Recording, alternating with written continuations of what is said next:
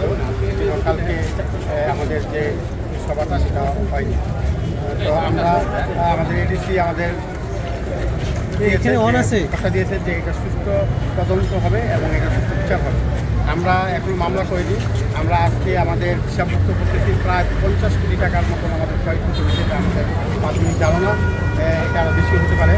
তো এটা নিয়ে আমরা আজকে মামলা করবো। কাজ চলমান আছে, আমরা করছি।